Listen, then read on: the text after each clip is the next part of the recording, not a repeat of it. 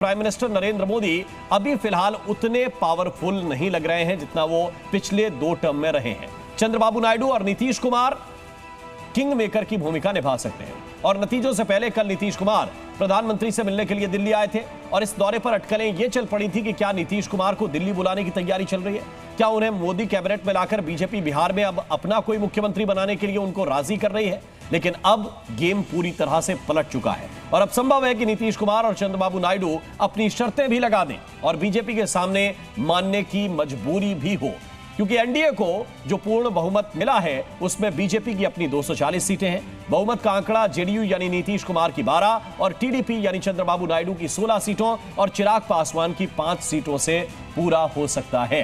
नीतीश और चंद्रबाबू दोनों बीजेपी के साथ भी रहे हैं और कभी कभी खिलाफ भी रहे हैं। दोनों का ट्रैक रिकॉर्ड अपना फायदा देखकर मन बदलने का रहा है, यानी पलटने का रहा है। दोनों नेता चुनाव से एन पहले एनडीए में आए हैं और दोनों के साथ ही बीजेपी राज्यों में भी पार्टनर है।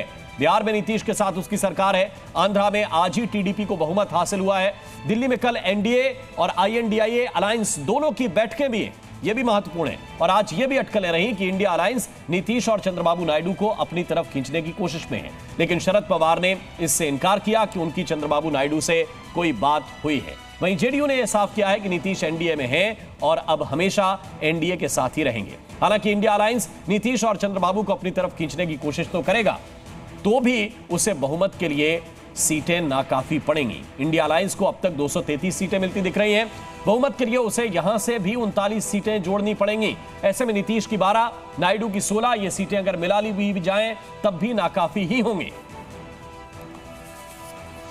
और अजीत जी, ये स्थिति जो इस वक्त बन रही है, गुणा भाग हमने दर्शकों को समझाने की कोशिश की, क्या कोई गुंजाइश विपक्ष के लिए है? क्योंकि राहुल गांधी से भी आज पूछा गया, उन्होंने कहा कि हम पत्ते तभी खोलेंगे जब सहयोगियों से बात हो जाएगी।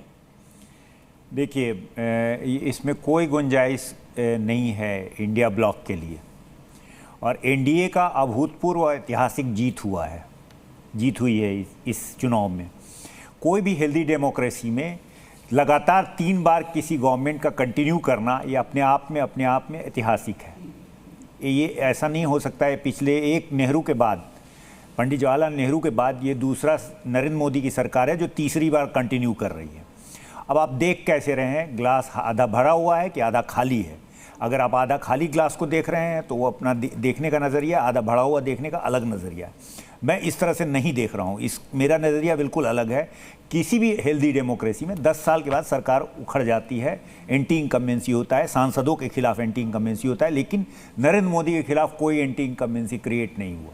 हाँ, कहीं कहीं पे जो है कुछ क्षेत्रों में जो है वो अलग अलग तरह से, अलग अलग प्रदेश, जैसे 3-4 प्रदेशों में जब उसको नुकसान जो हुए हैं उसके अलग अलग कारण हैं। सबसे बड़ा चीज़ है कि पिछले 10 वर्षों में जहाँ पे 100% का स्ट्राइक रेट था वहाँ पर 40% स्ट्राइक रेट हो गया या 50% हो गया या 60% हो गया। तो ये भी हेल्दी डेमोक्रेसी में होता है। ज़रूरी नहीं है कि जो सांसद हैं उनसे बहुत ज़्यादा उनकी जो है अपेक्षाएं जो सांसद से रहती है मिलने जुलने की या कुछ भी, वो अगर फुलफिल नहीं होती है तो उससे नाराज़गी होती है।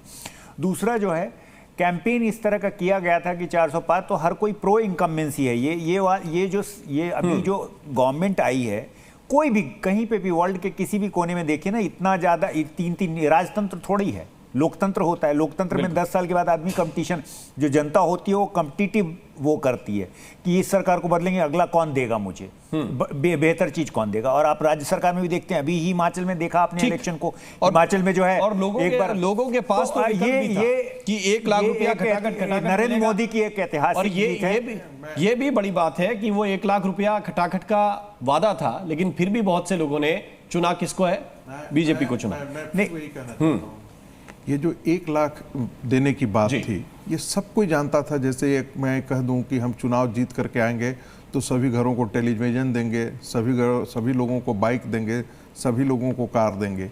मुझे लगता है कि इस प्रकार की चीज़ें जो है, ये शुद्ध घुसखोरी जिसको हम कह सकते हैं, ये एक राजनीतिक घुसखोरी है। दुर्भाग्य है कि चुनाव आयोग और सुप्रीम कोर्ट ने इन सब चीज़ों का कॉग्निजेंस नहीं लिया। देखिए, नीतियां बनाना अलग बात है, लेकिन पैसे देने का वादा कि हम तुमको एक गरीब व्यक्ति जो रिक्शा चला रहा है या कर रहा है, उसको जैसे ही ये बात लगती है कि अरे हमारे अकाउंट में 10,000 रुपया आ ही जाने वाला है और 31 जून के बाद से या 10 जून के बाद से 20 जून के बाद से हमको ये बिल्कुल, सब मिलने बड़ा वाला फर्क है, डालता तो है। स्वाभाविक है कि वो चीजें जो है वो काम करती हैं जमीन पर। और मुझे लगता है कि यह भी एक बहुत बड़ा रीजन रहा होगा। बिल्कुल, कि यकीनी बहुत तौर पर। सारे मुझे थोड़ा सा मतदाता जो आगे है बढ़ना इस पड़ेगा, दिशा में सुमित जी। आए हैं। जी न्यूज।